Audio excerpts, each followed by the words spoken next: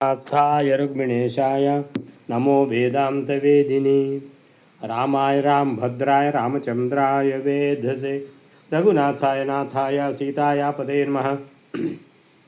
मनोजवं मारुततुल्यवेगं जितेन्द्रियं बुद्धिमतां वरिष्ठं वातात्मजं वानरयोत्तमुख्यं श्रीरामदूतं शरणं प्रपद्ये।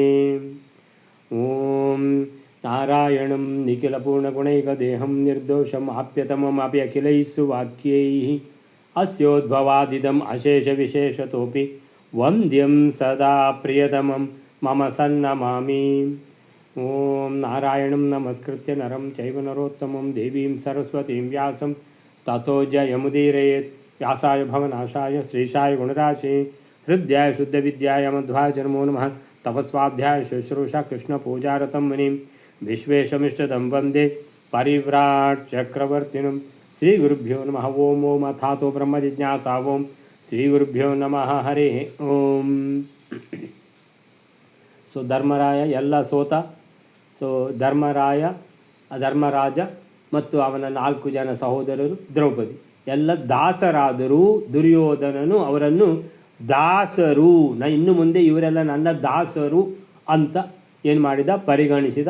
ಹಾಗೆ ದ್ರೌಪದಿಯನ್ನು ಎಳ್ಕೊಂಡು ಬಾ ಅಂತ ಹೇಳಿದ. ಅವನು ಎಳ್ಕೊಂಡು ಬಂದ. ಸೊ ಅವಳು ಹೇಳಿದ್ದು, ನಾನು ರಜಸ್ವಲಿ ಆಗಿದ್ದೇನೆ, ಒಂದು ವಸ್ತ್ರದಲ್ಲಿದ್ದೇನೆ, ನಾನಲ್ಲಿ ದೊಡ್ಡವರ ಸಭೆಗೆ ಬರುವಂತಿಲ್ಲ ಅಂತ ಹೇಳಿದರೆ ಯಾವುದು ಇವನಿಗೆ ಕಿವಿಗೆ ಬೀಳುವುದಿಲ್ಲ, ರಾಕ್ಷಸನ ಕಿವಿಗೆ. ಎಳ್ಕೊಂಡು ಬಂದ.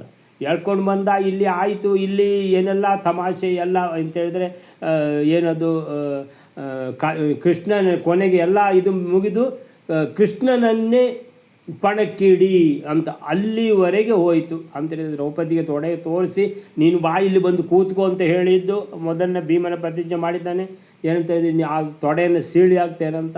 ಆಮೇಲಿಂದ ಹೇಳ್ತಾನೆ, ಕೃಷ್ಣನನ್ನು ಪಣಕ್ಕಿಡಿ ನೀವು, ನಿಮ್ಮ ಹತ್ರ ಇನ್ನೇನೂ ಇಲ್ಲಲ್ಲ, ಪುಡಿ ಕಾಸು ಇಲ್ಲಲ್ಲ ಅಂತೇಳ್ಕೊಂಡು ಹೇಳಿದಾಗ ಭೀಮನ 2ನೇ ಪ್ರತಿಜ್ಞೆ ಮಾಡ್ತಾನೆ. ಏನಂತ ಹೇಳಿದರೆ, ನಿನ್ನನ್ನು ಕೆಡವೆ ಹಾಕಿ ತಲೆ ತುಳಿದು ಮಣ್ಣು ಮಾಡ್ತೇನೆ ಅಂತ. ಸೊ ಏನಾಯಿತು, ಅಲ್ಲಿಂದ ಮುಂದೆ ಏನಾಯಿತು, ಅವರ ಪೋಷಾಕನ್ನೆಲ್ಲ ತೆಗಿ ಅಂತ ಆಯಿತು ದುಶ್ಯಾಸನಿಗೆ. ಅವರೇ ತೆಗೆದುಕೊಟ್ಟರು, ನಾರು ಮಾಡಿ ಉಡ್ಕೊಂಡ್ರು. ದ್ರೌಪದಿದ್ದು ಬಿಚ್ಚು ಅಂತ ಅಲ್ಲಿವರೆಗೆ ಅಂತೇಳಿದರೆ ಏನದು ಅಂತೇಳಿದರೆ ಇದು ಎಂಥ ವಿಷಯ ಇದು ಅಂತೇಳಿದರೆ, ಎಷ್ಟು ದೊಡ್ಡ ವಿಷಯ ಇದು ಅಂತೇಳಿದರೆ ಆ ದುಶ್ಯಾಸನ ಹಿಂದೆ ಮುಂದೆ ನೋಡದೆ ಸೀರೆ ಎಳಿಲಿಕ್ಕೆ ಶುರು ಮಾಡಿದ ಅಂತೇಳಿದರೆ ಅಂತಹ ಒಂದು ಆ ಭಯಾನಕವಾದ ಒಂದು ಪರಿಸ್ಥಿತಿಯಲ್ಲಿ ದ್ರೌಪದಿ ಕೃಷ್ಣ ಅಂತ ಹೇಳಿದ್ಲು. ನೀನೇ ಅನಾಥ ಬಂಧು ಅಂತ ಹೇಳಿದ್ದು ಸರಿಯಾಗಿದೆ ವೀಣಕ್ಕ ಅಂತೇಳಿದರೆ, ನೀನೇ ಅನಾಥ ಬಂಧು, ಪತಿಗಳೈವರಿದ್ದರೇನು, ಈಗ ಏನು ಇಲ್ಲಲ್ಲ, ಏನು ಪ್ರಯೋಜನ ಇಲ್ಲಲ್ಲ, ದಾಸರಾಗಿದ್ದಾರೆ, ಕೈ ಕಟ್ಟಿಕೊಂಡು ತಲೆ ತಗ್ಗಿಸಿಕೊಂಡು ಕೂತಿದ್ದಾರಲ್ವ. ಸೊ ಯಾರೂ ಸಹಾಯಕ್ಕೆ ಯಾರೂ ಇಲ್ಲ, 5 ಜನ ಪತಿಯರು ಇದ್ದರೂ ಸಹಾಯಕ್ಕಾಗುವಾಗ ಯಾರೂ ಇಲ್ಲ ಅಂತ ಆ ಪರಿಸ್ಥಿತಿಯಲ್ಲಿ ದ್ರೌಪದಿ ಕೃಷ್ಣ ಅಂತ ಕೃಷ್ಣನನ್ನು ಸ್ಮರಣೆ ಮಾಡಿದ್ಲು, ಒಬ್ಬೆ ಹೊಡೆದ್ಲು ಅಂತ ಅರ್ಥ. ಸೊ ಕೃಷ್ಣ ಅಷ್ಟು ಹೇಳಿದ್ದೇ ತಡ. ಸೊ ಕೃಷ್ಣ ಎಲ್ಲ ಗೊತ್ತಾಯಿತು ಕೃಷ್ಣನಿಗೆ. ಅಲ್ಲಿಂದ ಕೃಷ್ಣ ಏನು ಮಾಡಿದ, ಅಕ್ಷಯ ವಸನವನ್ನಿತ್ತ ಯಮಸೂತನ ರಾಣಿಗೆ. ಯಮಧರ್ಮರಾಯನ ಮಗ ಧರ್ಮರಾಜ ಪಣಕ್ಕೆ ಆ ಪಣ ಬೇಡ ಇತ್ತು ಅವನಿಗೆ, ಆ ದ್ಯೂತವೇ ಬೇಡ ಇತ್ತು ಅವನಿಗೆ, ಆ ಚಪಲನೂ ಬೇಡ ಇತ್ತು. ಆಯಿತಾ. ಸೊ ಆಯಿತು, ಎಲ್ಲ ಕಳ್ಕೊಂಡು ದ್ರೌಪದಿಯನ್ನು ಪಣಕ್ಕಿಟ್ಟ.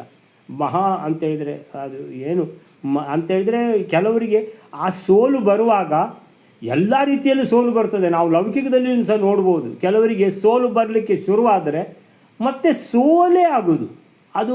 ಅದೊಂದು ಏನು ಅಂತ ಇಲ್ಲ, ಅಂದರೆ ಎಲ್ಲ ಮುಟ್ಟಿದ್ದೆಲ್ಲ ಸೋಲಾಗ್ತದೆ. ಸೊ ಆ ಥರ ಆಗಿದೆ ಧರ್ಮರಾಜನಿಗೆ. ಸೊ ಆಯಿತಾ, ಅಷ್ಟಾಗುವಾಗ ಭಗವಂತ ಎಷ್ಟು ಸೀರೆ ಕಳಿಸಿದ ಅಂತೇಳಿದರೆ, ಅಷ್ಟು ಒಂದಾದರ ಮೇಲೆ ಒಂದು ಎಲ್ಲ ಏನದು ಎಲ್ಲ ಸುವರ್ಣದ ಬಣ್ಣದಿಂದ ಆ ರೇಷ್ಮೆ ಸೀರೆಗಳು, ಸೂಕ್ಷ್ಮವಾದ ಆ ಶುಭ್ರವಾದ ಆ ಸೀರೆಗಳು ದಿವ್ಯವಾದ ಅಂತ ಹೇಳ್ತಾರೆ. ದಿವ್ಯವಾದ ಅಂತ ಮಧ್ವಾಚಾರ್ಯ ಹೇಳ್ತಾರೆ. ಈ ದಿವ್ಯವಾದ ಸೀರೆಗಳನ್ನು ಭಗವಂತ ಕಳಿಸಿದ, ಒಂದೆರಡಲ್ಲ, ಕಳಿಸಿದ್ದು. ಇವನು ಎಳ್ದದ್ದು ರಾಕ್ಷಸ. ಎಳ್ದು ರಾಕ್ಷಸನಿಗೆ ಸುಸ್ತಾಗಿ ಅವನು ಏನದು ತಲೆ ತಿರುಗಿ ಕುಸಿದು ಬಿದ್ದ ದುಶ್ಯಾಸನ. ದುರ್ಯೋಧನ ನೋಡ್ತಾ ಇದ್ದಾನೆ, ಏನಿದು, ಎಷ್ಟು ಸೀರೆ ಎಳೆದಿದ್ದಾನೆ ಅಂತ ಹೇಳಿದ್ರೆ ಸೀರೆದ್ದು ರಾಶಿ ಬಿದ್ದಿದೆ ಪರ್ವತಾಕಾರವಾಗಿ. ಅಯ್ಯೋ, ಇಷ್ಟು ಸೀರೆ ಎಳೆದಿದ್ದಾನೆ, ಕುಸಿದು ಬೀಳದೆ ಇರ್ತಾನ ಮತ್ತೆ. ಸೊ ಕುಸಿದು ಬಿದ್ದ. ಸೊ ಅಷ್ಟಾಗುವಾಗ ಹಾಗಾದರೆ ದ್ರೌಪದಿ ಈಗ ಏನು ಮಾಡ್ತಾಳೆ? ಎಲ್ಲರಿಗೂ ಒಂದು ಏನಂತ ಹೇಳಿದ್ರೆ, ಈಗ ದ್ರೌಪದಿ ಅಂದರೆ ಆ ಸಿಟ್ಟಿನಲ್ಲಿ ದ್ರೌಪದಿ ಏನು ಮಾಡ್ಬೋದು? ಶಾಪ ಕೊಟ್ಬಿಟ್ರೆ ಮುಗ್ದೋಯ್ತು ಕತೆ ಇವ್ರದ್ದೆಲ್ಲ. ಸೊ ಅಂತ ಎಣಿಸಿರ್ಬೋದು ಎಷ್ಟೋ ಜನ. ಈಗ ದ್ರೌಪದಿ ಖಂಡಿತ ಶಾಪ ಕೊಟ್ಟು ಬಿಡ್ತಾಳೆ ಅನ್ನುವಂಥದ್ದನ್ನು ಎಣಿಸಿರ್ಬೋದು. ಹಾಗಾದರೆ ದ್ರೌಪದಿ ಏನು ಮಾಡಿದ್ಲು? ಇವತ್ತು ಯಾರು ಓದ್ತಾರೆ? ಸೊ ಓದಲಿಕ್ಕೆ ಯಾರು ರೆಡಿ ಮಾಡಿದ್ದಾರಾ? ಯಾರಾದರೂ ವೈಲಾರು ಇಲ್ಲ. ಸೊ ಯಾರಾದರೂ ರೆಡಿ ಮಾಡಿದ್ದಾರಾ? ಬಿ ಎನ್ ಬಿಟ್ಟರೆ ಓದಲಿಕ್ಕಾಗುತ್ತಾ? ಹಾಂ, ನೆಕ್ಸ್ಟ್ ಶ್ಲೋಕ ಯಾವುದು ಶ್ಲೋಕ ಈಗ? ಹಾಂ, ನಿಮ್ಮ ಪುಸ್ತಕದಲ್ಲಿ 367ನೇ ಶ್ಲೋಕ. ತಶ್ರುತ್ವವಚನಂ ಕೃಷ್ಣ ಪ್ರತಿಜ್ಞಾಂ ಅಕರೋತ್ತದಾ ಭೀಮಃ ದುರ್ಯೋಧನಂ ಹಂತಾಂ ಕರ್ಣಂ ಹಂತಾ ಧನಂಜಯಃ. ಶಕುನಿಂ ತು ಅಕ್ಷಕಿತವಂ ಸಹದೇವಃ ಅನಿಶ್ಯತಿ ಇತಿ ಉಕ್ತೆ ತತ್ತಥಾ ಇತಿ ಆಹ ಭೀಮಸೇನಃ ಸಭಾಸ್ಥಲೇ. 368 369 ಅದನ್ನು ಕೇಳಿದ ದ್ರೌಪದಿ ಸಭೆಯಲ್ಲಿ ಪ್ರತಿಜ್ಞೆ ಮಾಡಿದಳು. ಭೀಮ ದುರ್ಯೋಧನನನ್ನು ಕೊಲ್ಲುತ್ತಾನೆ, ಅರ್ಜುನ ಕರ್ಣನನ್ನು ಕೊಲ್ಲುತ್ತಾನೆ, ಜೂಜಿನಲ್ಲಿ ವಂಚನೆ ಮಾಡುವ ಶಕುನಿಯನ್ನು ಸಹದೇವ ಕೊಲ್ಲುತ್ತಾನೆ. ದ್ರೌಪದಿ ಹೀಗೆ ಹೇಳಿದಾಗ ಅದು ಹಾಗೆ ಆಗುವುದು ಎಂದು ಭೀಮನು ಹೇಳಿದನು. ತತ್ ಶ್ರುತ್ವಾ ವಚನಂ ಕೃಷ್ಣ ಪ್ರತಿಜ್ಞಾಮಕರೋತ್ತದಾ ಭೀಮೋ ದುರ್ಯೋಧನಂ ಹಂತ ಕರ್ಣಂ ಹಂತ ಧನಂಜಯಃ. ಶಕುನಿಂ ತು ಅಕ್ಷಕಿತವಂ ಸಹದೇವೋ ವದಿಷ್ಯತಿ ಇತ್ಯುಕ್ತೆ ತತ್ತಥಾ ಇತ್ಯಾಹ ಭೀಮಸೇನ ಸಭಾತಲೇ.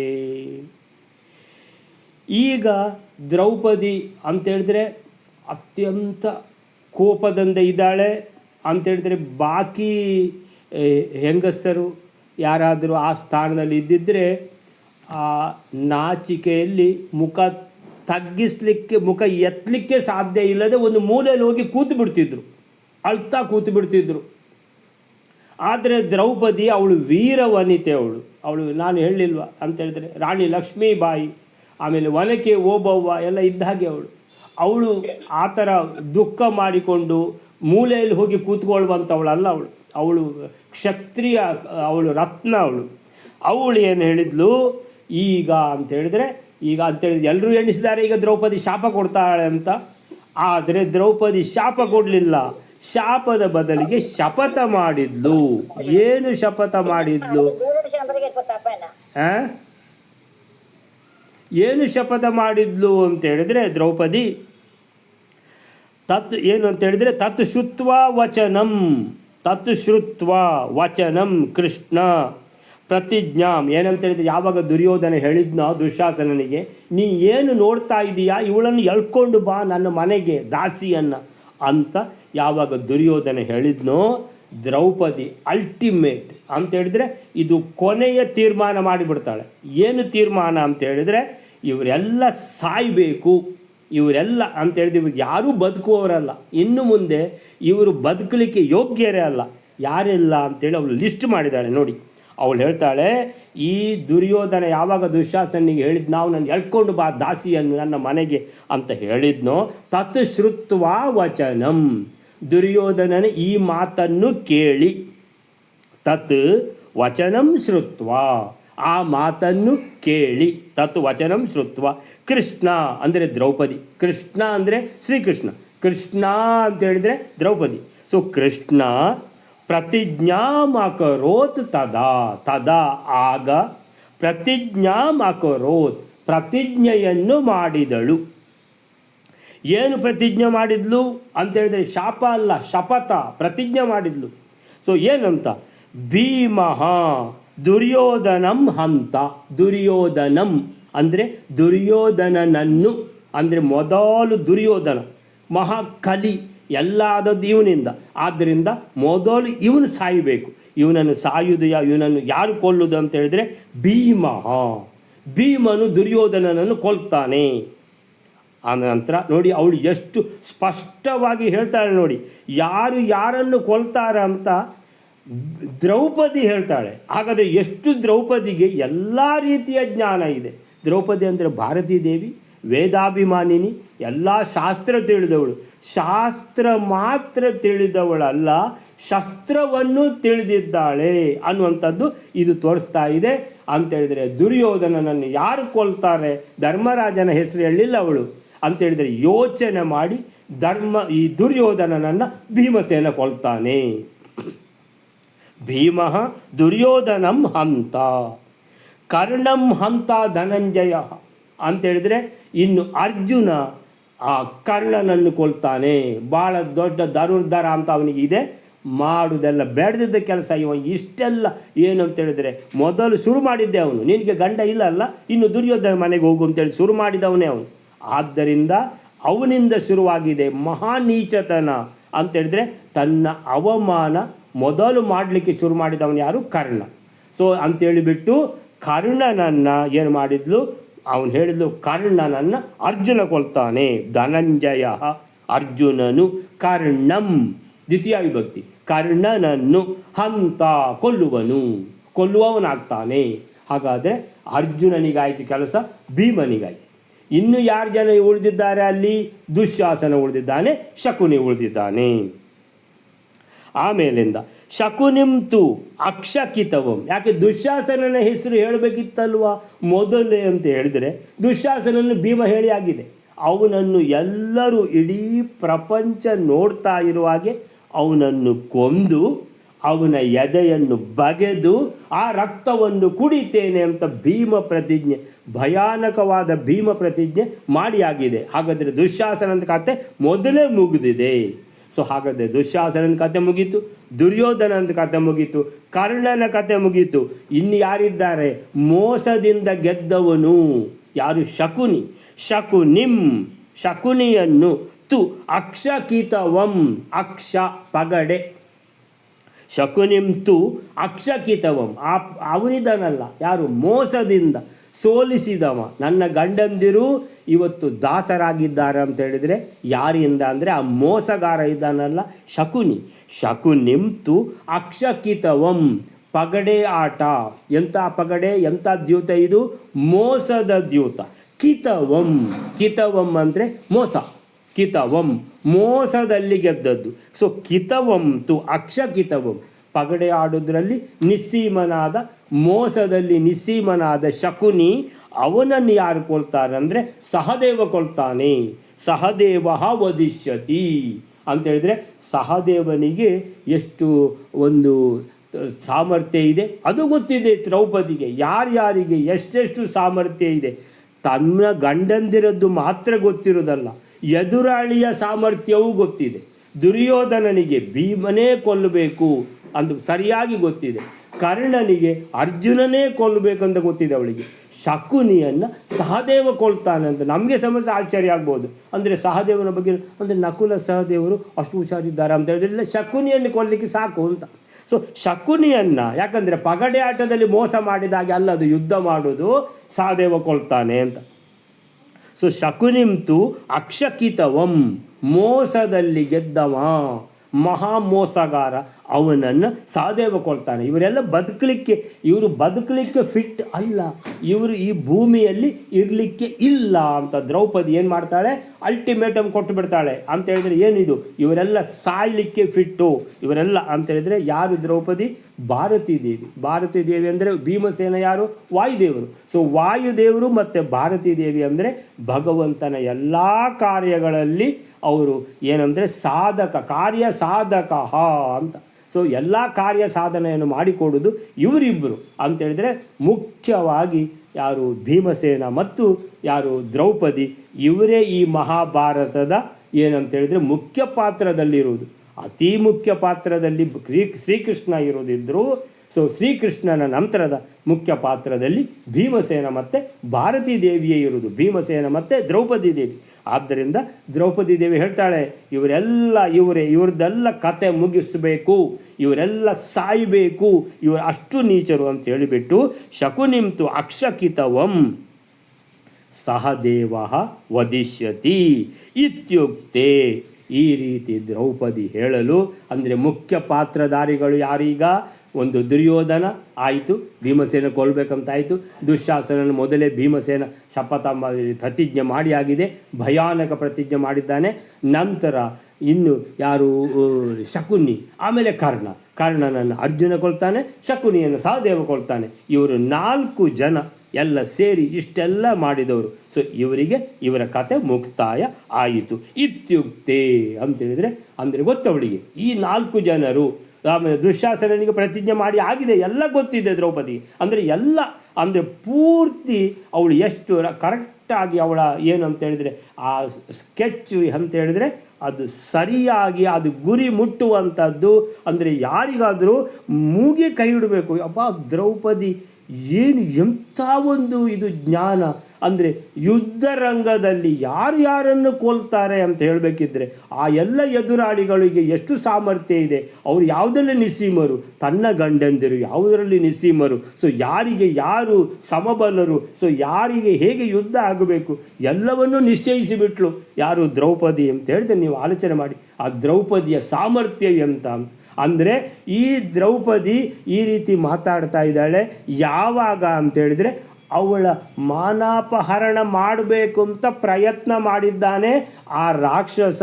ಅಂದರೆ ಅಲ್ಲಿಂದ ದ್ರೌಪದಿ ಮಾತಾಡ್ತಾ ಇದ್ದಾಳೆ ಅಂತ ಹೇಳಿದರೆ ನೀವು ಆಲೋಚನೆ ಮಾಡಿ ಎಷ್ಟು ಕೆಚ್ಚಿದೆ ದ್ರೌಪದಿಗೆ. ಅಂದರೆ ಎಂಥ ಒಂದು ಕ್ಷತ್ರಿಯ ವನಿತೆ, ಕ್ಷತ್ರಿಯ ನಾರಿ, ಅಂದರೆ ಯಾವ ಸಮಯದಲ್ಲಿಯೂ ಧೈರ್ಯವನ್ನು ಕುಂದುವವಳು ಅಲ್ಲ ಅವಳು ಅಂತ ಅವಳು ಅದನ್ನು ಸಾರಿಬಿಟ್ಲು ಇಡೀ ಪ್ರಪಂಚಕ್ಕೆ. ಏನು ದ್ರೌಪದಿ ಅಂತ ಹೇಳಿದರೆ ಅಂತ. ಇತ್ಯುಕ್ತೆ ಹೀಗೆ ದ್ರೌಪದಿ ಹೇಳಲು ತತ್ ತಥಾ ಹಾಗೆಯೇ ಆಗಲಿ, ತಥಾ ಅಸ್ತು ಅಂತ ಹೇಳಿದಾಗೆ ತತ್ ತಥಾ ಹಾಗೇ ಆಗಲಿ ಅಂತ ಭೀಮಸೇನ ಹೇಳಿಬಿಟ್ಟ.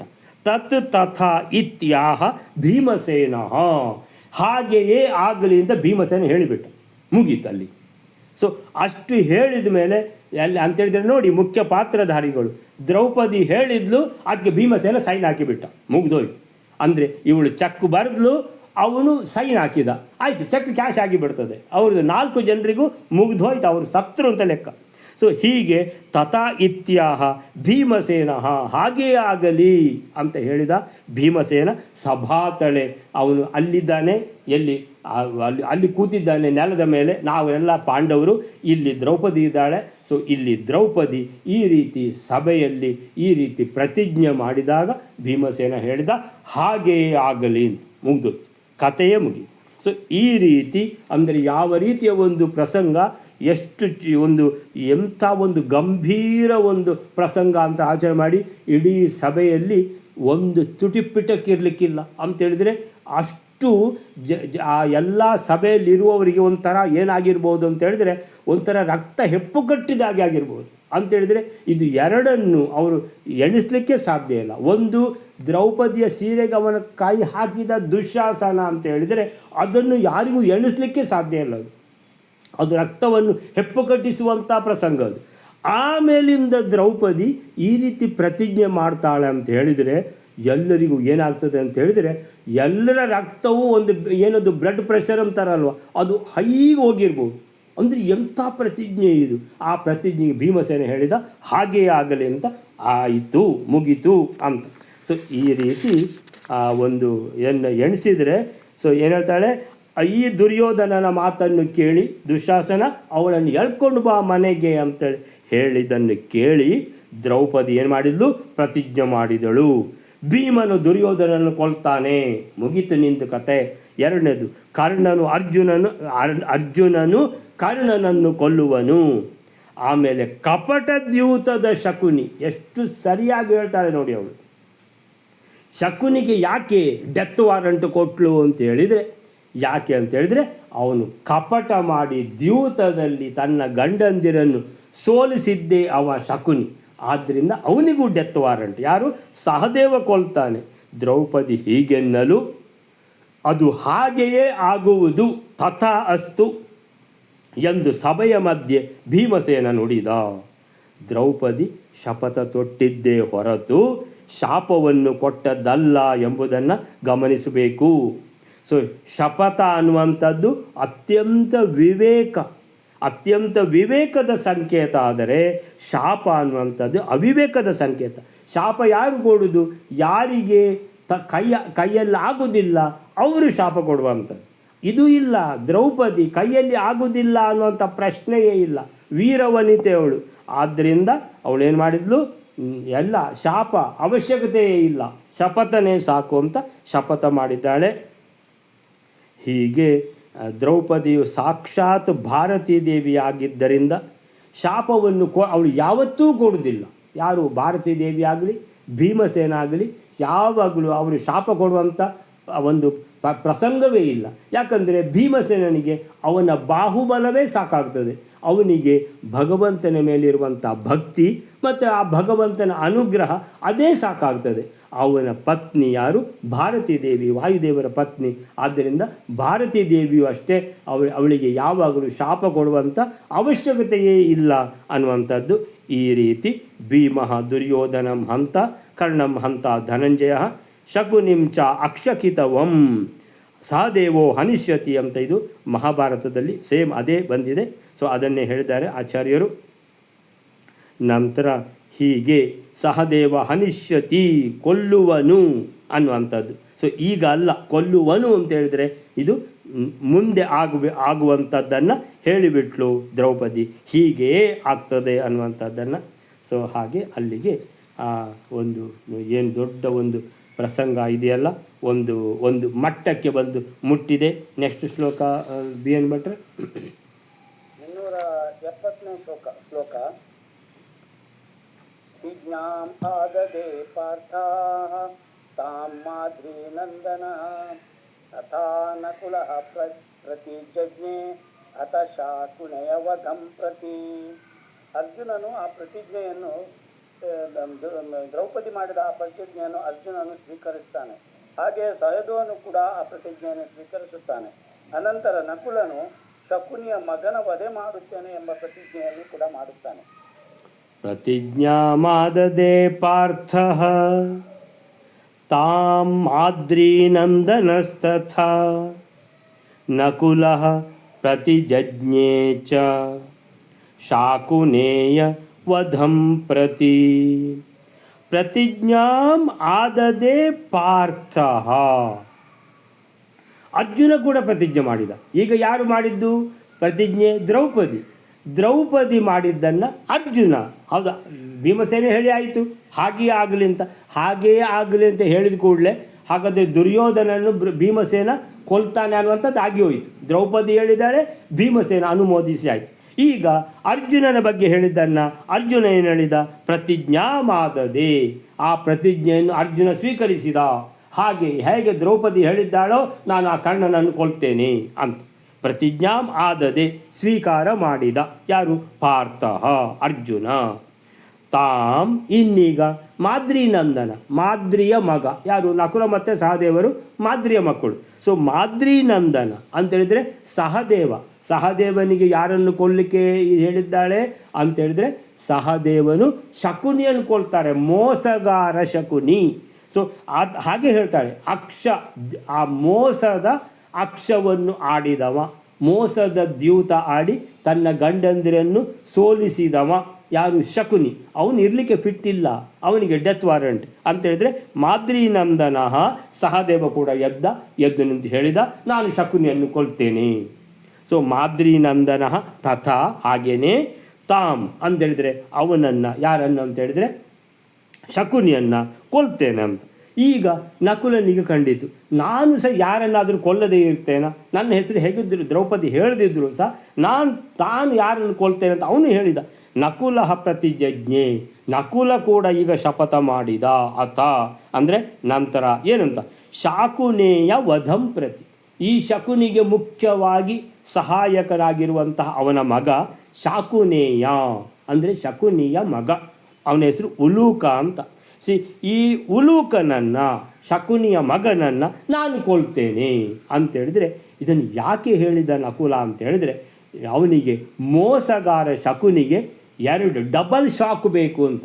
ತನ್ನನ್ನು ಕೊಲ್ತಾರೆ ಅನ್ನುವಂಥದ್ದು ಮಾತ್ರ ಅಲ್ಲ, ತನ್ನ ಮಗನನ್ನು ಕೊಲ್ತಾರೆ ಅಂತ ಹೇಳುವಾಗ ಯಾವ ತಂದೆಗಾದರೂ ಡಬಲ್ ಶಾಕ್ ಆಗ್ತದೆ, ಇನ್ನೊಂದು ಶಾಕ್ ಅಂತೇಳಿದರೆ ಶಕುನಿ ತನ್ನ ಮಗನನ್ನು ಕೂಡ ನಕುಲ ಕೊಲ್ತಾನೆ ಅಂತ ಆಗುವಾಗ ಶಕುನಿಗೆ ಏನಾಗ್ತದೆ, ಭಯಾನಕ ನಡುಕ ಬರ್ತದೆ. ಅಂತೇಳಿದರೆ ಈ ಮೋಸದಲ್ಲಿ ಈ ರೀತಿ ಗೆದ್ದದ್ದಕ್ಕೆ ಅವರನ್ನು, ಪಾಂಡವರನ್ನು ಭಿಕ್ಷುಕರನ್ನಾಗಿ ಮಾಡಿದವ ಯಾರು ಅಂತೇಳಿದರೆ ಇದಕ್ಕೆ ಮುಖ್ಯ ಸಾಧನ ಯಾರು ಅಂದರೆ ಶಕುನಿ. ಆ ಶಕುನಿಯನ್ನಂತೂ ಹೇಗಿದ್ದರೂ ಸಹದೇವ ಕೊಲ್ತಾನಲ್ವ, ನಾನು ಅವನ ಮಗನನ್ನು ಕೊಲ್ತೇನೆ. ಯಾರನ್ನು? ಶಕುನಿಯ ಮಗ ಉಲೂಕ, ಅವನನ್ನು. ಶಾಕುನೇಯ ವಧಂ ಪ್ರತಿ, ಶಾಕುನೇಯನನ್ನು ಕೊಲ್ಲುವ ಬಗ್ಗೆ ಯಾರು? ನಕುಲ ಏನು ಮಾಡ್ತಾನೆ? ಪ್ರತಿಜಜ್ಞೆ ಅಂದರೆ ಪ್ರತಿಜ್ಞೆ ಮಾಡ್ತಾನೆ. ಹಾಗಾದರೆ ಶಕುನಿ ಮಾತ್ರ ಅಲ್ಲ, ಶಕುನಿಯ ಮಗನನ್ನು ಕೊಲ್ತೇನೆ ಅಂತ ಅಲ್ಲೇ ಆಗಿ ಹೋಯಿತು, ಅಷ್ಟು ಆಗಿ ಹೋಯಿತು. ಈ ಶ್ಲೋಕಕ್ಕೆ ಏನು ಹೇಳ್ತಾರೆ ಅಂತ ನೋಡುವ ಇಲ್ಲಿ. ಸೊ ಅರ್ಜುನ ಆ ಪ್ರತಿಜ್ಞೆಯನ್ನು ಸ್ವೀಕರಿಸಿದ, ನಾನು ಕರ್ಣನನ್ನು ಕೊಲ್ತೇನೆ. ಹಾಗೆ ಸಹದೇವನೂ ಮಾಡಿದ, ನಾನು ಶಕುನಿಯನ್ನು ಕೊಲ್ತೇನೆ. ಬಳಿಕ ಶಕುನಿ ಪುತ್ರನಾದ ಶಾಕುನೇಯ ಉಲೂಕನನ್ನು ಕೊಲ್ಲುವುದಾಗಿ ನಕುಲ ಪ್ರತಿಜ್ಞೆ ಮಾಡಿದ.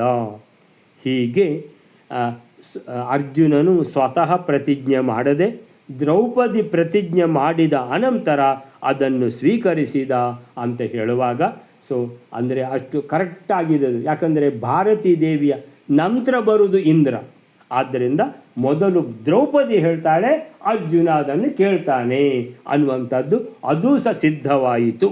ಸೊ ಆದ್ದರಿಂದ ದ್ರೌಪದಿಯ ಸ್ಥಾನ ಎಲ್ಲರಿಗಿಂತ ಹಿರಿದು ಅನ್ನುವಂಥದ್ದನ್ನು ಮತ್ತೆ ತೋರಿಸ್ತಾ ಇದ್ದಾರೆ. ಹೀಗೆ ಆಮೇಲಿಂದ ಇಲ್ಲಿ ನಕುಲ ಮತ್ತು ಸಹದೇವರು ಅವರು ಇಬ್ಬರು ಅಂತೇಳಿದರೆ, ನಕುಲ ಮಾಡಿದರೆ ಸಹದೇವ ಮಾಡಿದಾಗೆ, ಸಹದೇವ ಮಾಡಿದ್ದರೆ ನಕುಲ ಮಾಡಿದಾಗೆ. ಅದೊಂದು ಉಂಟಲ್ಲ ಅಶ್ವಿನಿ ದೇವತೆಗಳದ್ದು. ಹಾಗೆ ಪ್ರತಿಜ್ಞೆಯನ್ನು ಯಾರು ಪೂರೈಸಿದರೂ ಅವರು ಪೂರೈಸಿದಾಗೆ ಆಗ್ತದೆ ಅನ್ನುವಂಥದ್ದು. ಸೊ ಅಲ್ಲಿಗೆ ಆ ಶ್ಲೋಕನೂ ಆಯಿತು. ನೆಕ್ಸ್ಟ್ ಶ್ಲೋಕ ಬೇನ್ ಭಟ್ರೆ 371ನೇ ಶ್ಲೋಕ. ತತಃ ಸುಯೋಧನಾನ್ ಅನುಜಃ ಚಕರ್ಷ ಪಾರ್ಷತಾತ್ಮಜಾಂ ಗೃಹಾಯ ತಾಂ ನಿಶಾಮ್ಯತು ಕ್ರುಧಾ ಆಹ ಮಾರುತಾತ್ಮಜಃ. ಅನಂತರ ದುಶ್ಯಾಸನನು ದ್ರೌಪದಿಯನ್ನು ಮನೆಯೊಳಗೆ ಎಳೆದುಕೊಂಡು ಹೋಗಲು ಪ್ರಯತ್ನಿಸುತ್ತಾನೆ. ಇದನ್ನು ಕಂಡ ಭೀಮನು ಕೋಪದಿಂದ ಹೀಗೆ ಹೇಳಿದನು.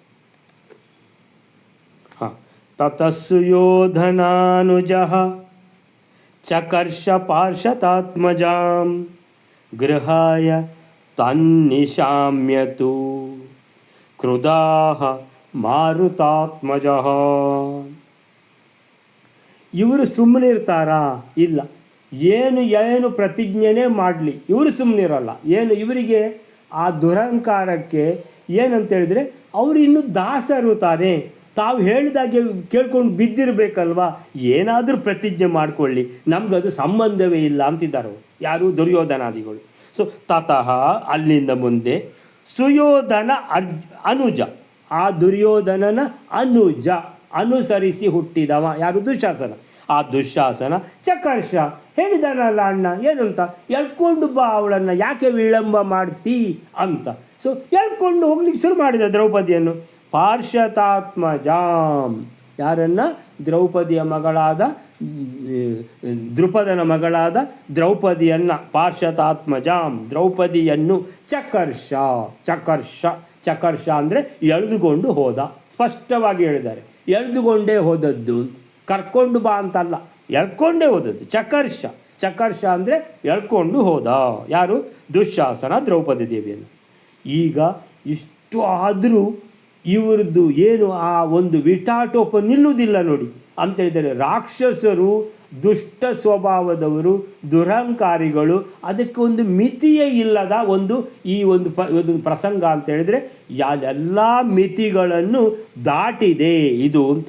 ಸೊ ಏನು ಮಾಡಿದ? ಗೃಹಾಯ ತತ್ತು ನಿಶಾಮ್ಯ, ಹೀಗೆ ದುರ್ಯೋಧನನ ಮನೆಗೆ ಗೃಹಾಯ ಅಂದರೆ ಗೃಹಕ್ಕೆ, ಯಾರ ಮನೆಗೆ? ದುರ್ಯೋಧನನ ಮನೆಗೆ. ತನ್ನಿಶಾಮ್ಯ, ಹೀಗೆ ದ್ರೌಪದಿ ದೇವಿಯನ್ನು ಚಕರ್ಷ ಎಳ್ಕೊಂಡು ಹೋಗುವುದನ್ನು, ತತ್ ನಿಶಾಮ್ಯ ಅದನ್ನು ನೋಡಿ, ತು ಕ್ರುಧ ಭೀಮಸೇನ ಮಾರುತಾತ್ಮಜ ವಾಯುದೇವರ ಅವತಾರನಾದ ಭೀಮಸೇನನಿಗೆ ಮತ್ತೆ ಕ್ರೋಧ ನೆತ್ತಿಗೇರಿತು ಅಂತೇಳಿದರೆ, ಇನ್ನಂತೇಳಿದ್ರೆ ಇವ್ರದ್ದು ನಿಲ್ಲುವುದೇ ಇಲ್ಲಲ್ಲ ಅಂತೇಳಿದರೆ ಎಂತಹ ಒಂದು ಕ್ರೂರಿಗಳು ಇವರು ಅನ್ನುವಂಥದ್ದನ್ನು ಅಂತೇಳಿದರೆ ಒಂದು ವಿಳಂಬವೂ ಇಲ್ಲ, ಒಂದು ನಿಮಿಷವೂ ಪುರ್ಸೋತಿಲ್ಲ, ಎಳ್ಕೊಂಡು ಹೋಗಿ ಆಯಿತು. ಅವನಿಗೆ ಹೇಳಿದ್ದಾನೆ ಎಳ್ಕೊಂಡು ಹೋಗ್ತೇನೆ ಅಂತ ಇವಳು ಶಪಥ ಮಾಡಿದ್ದಾಳೆ, ಅದು ಇದು ಯಾವುದು ಲೆಕ್ಕಕ್ಕೆ ಇಲ್ಲ.